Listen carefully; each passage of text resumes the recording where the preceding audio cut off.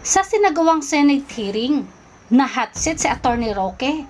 Siya kasi ang tinuturo na may-ari ng bahay sa Benguet na nahulihan ng dalawang foreign national na inuugnay daw sa Pogo.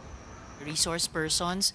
For the record, according to the lawyer of Mr. A.R. de la Serna, Attorney Roque will come to the hearing. So, sino pong nandito para sa Bureau of Immigration? I'm sorry. Sa BID? Yes, Good morning, Miss Chair. good morning. Sorry, hindi ko makita yung nameplate ng attorney. I'm Attorney Homer Arellano po from the Bureau of Immigration. Salamat, Attorney Arellano. Nagkondukta po kayo ng raid nitong weekend sa isang subdivision. Nag-raid po kayo ngayong weekend sa isang subdivision sa Tuba, Benguet. Pwede po bang may ulat tungkol sa raid na iyan sa komiteng ito? Halimbawa, bakit po kayo nag-raid? Sino ang nadatnan nyo? At sinong may-ari ng bahay na yon? Ma'am, para po sa mas better discussion sa description, yung pong chief namin ng Intel Division ang mag-discuss po. Alright, please. Chief Intel, kumari pong lumapit kayo rito. Nakapag-sumpa po ba kayo kanina? Alright, thank you, sir. Please take your seat.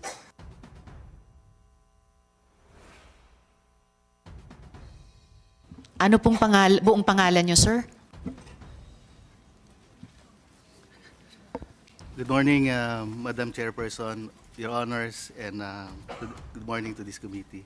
Fortunato S. Manahan Jr., Madam Chairperson, Chief of the Intelligence Division. Chief Manahan? Alright, thank you, sir. So, pakiulat sa komite kung yung dahilan ng pag-raid, kung mayroon at anong identity ng mga taong nadatnan doon at yung may-ari ng bahay na iyon. Please proceed. Madam Chairperson, last Friday, there was a coordination ng PAOK sa aming bureau, sa aming commissioner, to conduct an operation sa Benguet. And the Bureau of Immigration issued a mission order signed by the commissioner for a certain subject. Nag-dispatch po tayo ng team to join the PAOK, and then 2 foreign nationals po ang na-arrest po and now in the custody of the PAOK. Sino po itong foreign nationals? Madam Chair, 1 male and 1 female. The female is a Chinese national. The male is a Cambodian national.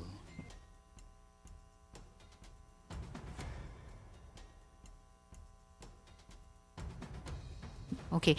At ano yung specific na dahilan na nag-raid kayo doon? At ano yung kinalaman nitong dalawang nadatnan ninyo, kinustody ninyo, anong kinalaman nila doon sa dahilan ng pagpaparaid? Madam Chair, the information received through the coordination of PAOK, yung target subjects daw ho is involved sa Bamban raid a few months ago. So hindi lamang po involved sa Pogo in general, pero particular sa Pogo sa Bamban. Ibig pong sabihin mula Bamban, maaring tumakas sila basta excuse me, lumipat sila sa Benguet.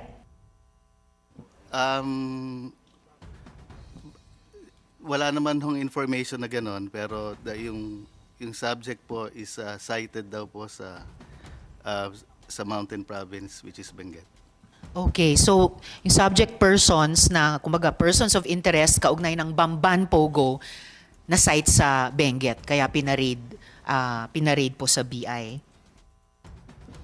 Together with the PAOK, Madam Chair. Yes, so BI and PAOK. And sinong may-ari ng bahay kung saan nadatnan yung Chinese woman at Cambodian man?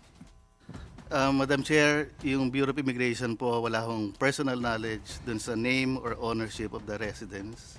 were just after the foreign nationals stated dun sa mission order issued. So sa mission order, paano dinescribe nung PAOK yung bahay na pinaparade sa inyo kasama nila? Wala hong information na naibigay sa amin. Only the name of the foreign national stated sa mission order, Madam Chair. Alright. May tanong si SP Is Pro there a Tem. representative from PAOK here present? Comsec, nandito ba ang PAOK?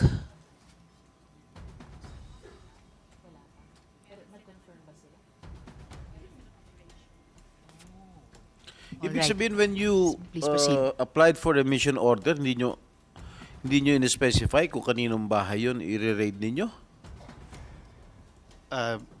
Yes, Madam Chairperson, Your Honor.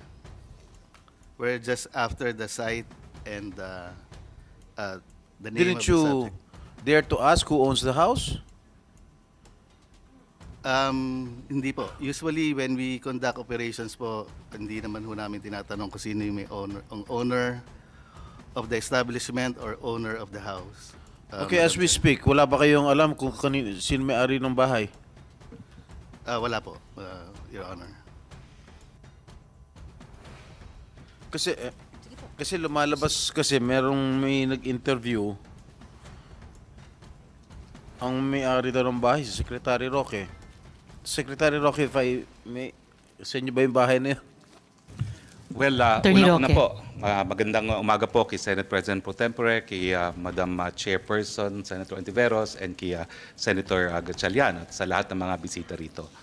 Now, ang bahay po na tinutukoy nyo sa Tuba Benguet ay rehistrado sa isang korporasyon. Tiniran ko po yan nung ako po ay umalis ng gobyerno, and I do have an interest in the corporation that owns it. No? Pero wala po sa akin ang possession ng bahay na yan. Dahil as of January of 2024, yan po ay pinaupahan ng korporasyon at ang umuupa po ay isang Wan Yun na isang Chinese national na siya po ay pumirma sa contract of lease ay require siya na magpakita ng alien certificate of registration at lumalabas po na siya ay holder ng isang 9G working visa. Meaning, she has a right to be in the Philippines. So ang rehistradong lessee po dyan, at yan ay rehistrado rin sa Homeowners Association ng Subdivision para sila ay makapasok, ay itong babae na isang Wan Yun. Kaya nga po, nung sinabi nila na sinalakay ang bahay ko at may mga wanted na mga pogo bosses doon, ako po'y talagang nag-conclude na meron talagang pilit na naninira sa akin. Gaya nung naunang release na ng PAGCOR na ako daw ay naglakad para sa lisensya ng isang illegal na pogo at matapos naman marinig ang testimonya ni Chairman Altenco, wala naman pong ganong sinabi. Attorney si Mr. Roque, Altenco. wag muna po tayo dumako sa ibang issue. Okay. Focus muna tayo sa tanong ni SP Pro Temp na may tanong din ako. Mamaya, dadako po tayo sa ibang mga issue pati yung nabanggit nyo. So let's please focus. Okay, so meron po akong interest sa korporasyon na may-ari ng bahay na yan. In fact, in the near future, I am concluding a transaction na kukunin ko yung buong korporasyon na may-ari ng bahay na yan. Now, pero ang ina-emphasize ko po, regardless of the ownership, there is a contract of lease which is duly notarized and which I will submit before this honorable body, which means na ang possession po dyan is in the hands of Ms. Wan Yu, who is a legal resident of the Philippines with an alien certificate of registration and in possession of a 9G working visa. Ang gusto ko nga pong malaman, kung nakita nila doon sa bahay na yon, yung tao na hinahanap nila na allegedly may tie sa banban. Dahil kung di naman po ako nagkakamali, again, as part of due diligence, yung isang lalaking nahuli dyan is the partner of of the lessee, no? Hindi ko naman po tinatanggi na may interest talaga ako dyan sa korporasyon na yan, albeit not 100% as of yet, pero magiging 100% na po yan. Now, yun nga po, yung lalaki, ang alam ko, is the partner of Wan Yun, and alam nyo po, hanggang ngayon, meron akong katiwala doon. Kasi nga po, nais ko masigurado na yung lessee will only use the premises for residential purposes. No? Dahil nung ako po ay nasa gobyerno pa, may mga nagrereklamo sa mga villages gaya ng multinational village na ginagawang pogo at 70 people at a time ang nasa residential homes.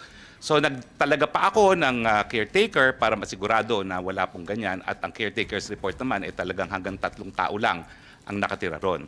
Ang question po is, yun nga po, kung yung lalaking nahuli ay siyang merong tie sa Banban, at dahil ang alam ko po, nag-due diligence din naman kami kung sino yung lalaking yon, partner yon nung aking lessee, but gentleman of leisure po yun eh.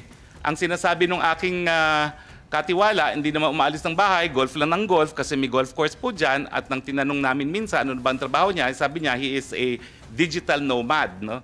Cryptocurrency. No? So nais ko po makita talaga kung ano yung ebidensya na yung lalaking yon ay involved sa Banban. Dahil kung hindi naman po, talagang meron pong concerted effort na iling ako dito sa mga pogo, no? Na akin namang itinatanggi po. Maraming salamat po.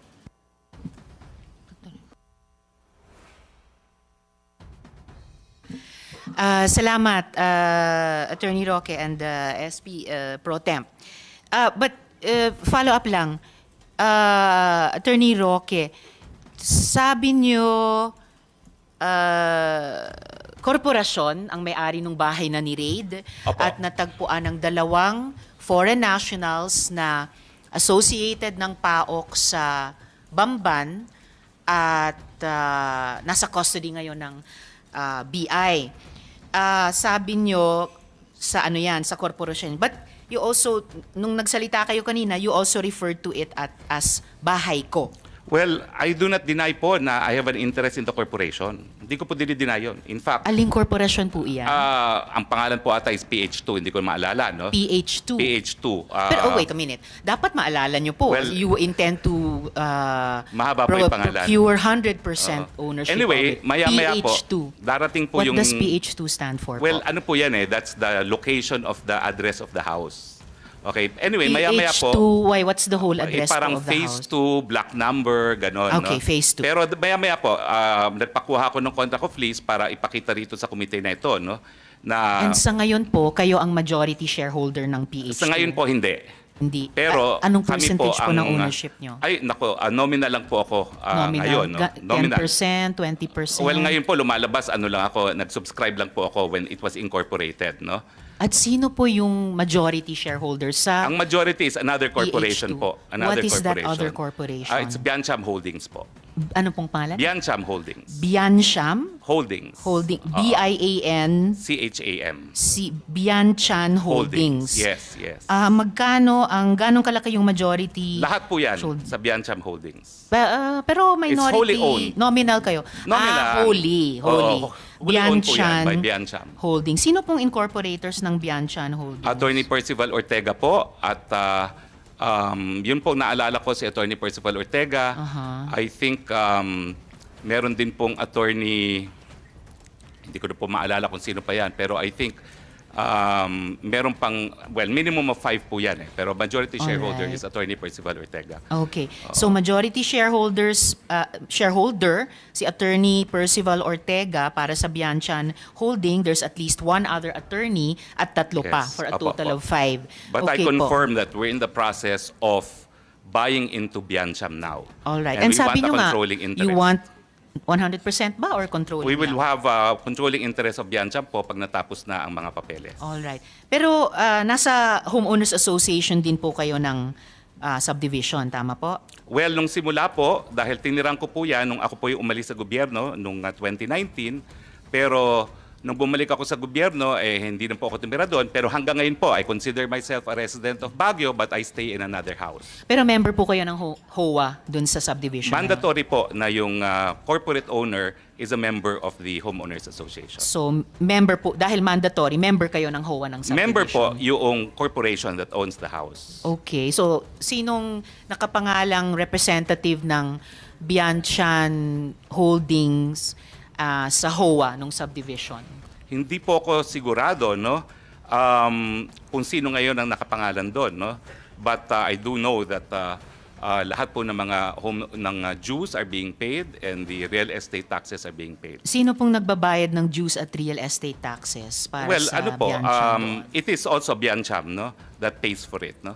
But in any case, hindi ko po dinideny that, that is a house that I have an interest in. I have lived in the house. Ang sinasabi ko lang po, pinaupahan po yan and possession is now with the lessee.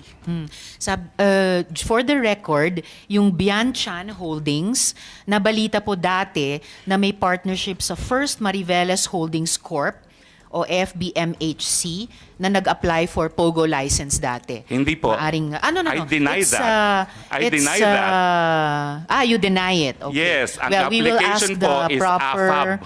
Oo. It's the Freeport Authority of Bataan. Okay, It we is will not ask with that. PAGCOR. All right, we will ask that sa present and possibly past PAGCOR chairs later. Wala po yung application at all with PAGCOR. Yes, well noted yung denial nyo. Itatanong. Pero POGO po siya. Hindi po. Hindi rin That's siya a real POGO. estate development company Real na estate. nag-apply po for accreditation sa AFAB pero hindi na po Okay. na-pursue. Okay, we will ask that of AFAB po. No. The chair will say who we will ask that from. We will ask that from PAGCOR and if necessary, invite AFAB to the next hearing if necessary. Pero itatanong muna natin sa PAGCOR mamaya. So, attorney, wala po kayong possession ng bahay pero may supervision dahil may bantay po May kayo bantay doon. Okay po. Alright, salamat. So just to continue with, salamat Attorney Roque. Just to continue with